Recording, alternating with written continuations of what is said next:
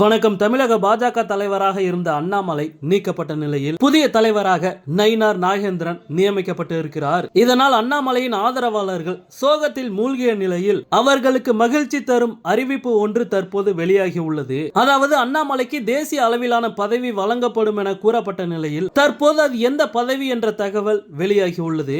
இதனால் உற்சாகத்தில் இருக்கின்றனர் அண்ணாமலையின் ஆதரவாளர்கள். தமிழக பாஜக தலைவராக இருந்த எல் முருகன் மத்திய அமைச்சராக நியமனம் செய்யப்பட்ட பிறகு அடுத்த தலைவர் யார் என்ற கேள்வி எழுந்தது. வானதி சீனிவாசன் உள்ளிட்ட பலர் போட்டியில் இருந்த நிலையில் ஆச்சரியம் அளிக்கும் விதமாக அண்ணாமலை தமிழக பாஜக தலைவராக நியமனம் செய்யப்பட்டார். எல் முருகன் பல ஆண்டுகள் சட்டமன்றம் செல்லாத பாஜகவை அதிமுக கூட்டணி மூலம் அனுப்பி வைத்தார். ஆனால் அண்ணாமலை சந்தித்த தேர்தல்கள் எதுவும் கை கொடுக்கவில்லை. மேலும் அதிமுகவுடன் அவர் மேற்கொண்ட மோதல் போக்கு காரணமாக அதிமுக கூட்டணி உடைந்தது. மக்களவை தேர்தலில் பாஜக தனித்து கூட்டணி அமைத்தாலும் எதிர்பார்த்த வெற்றி கிடைக்கவில்லை. அதிமுகவும் மண்ணை கவ்வியது.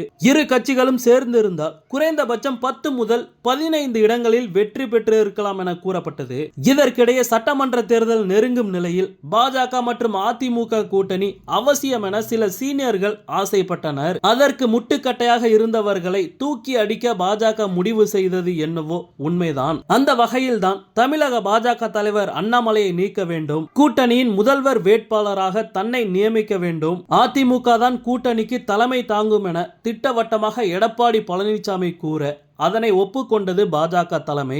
இதற்கிடையே கடந்த சில தினங்களுக்கு முன்பு தமிழக பாஜக தலைவருக்கான தேர்தல் நடைபெற்ற நிலையில் எந்தவித போட்டியுமின்றி நயினார் நாகேந்திரன் தமிழக பாஜக தலைவராக நியமனம் செய்யப்பட்டார். அதிமுகவின் திட்டப்படியே நயினார் நாகேந்திரன் தமிழக பாஜக தலைவராக நியமனம் செய்யப்பட்டதாக கூறப்பட்டது. இது ஒருபுறம் இருக்க அண்ணாமலையின் ஆதரவாளர்கள் சோகத்தில் மூழ்கினர். அண்ணாமலை வந்த பிறகுதான் தமிழக பாஜக ஓரளவு காலூன்ற முடிந்தது. கிராமங்களிலும் பாஜகவிற்கு கிளைகள் ஆரம்பிக்கப்பட்டது. இது ஒருபுறம் இருக்க நிச்சயம் அண்ணாமலையின் திறமையை பயன்படுத்திக் கொள்வோம் என அமித்ஷா கூறியிருந்த நிலையில் தேசிய அளவிலான பதவி அவருக்கு வழங்கப்படும் என எதிர்பார்க்கப்பட்டது.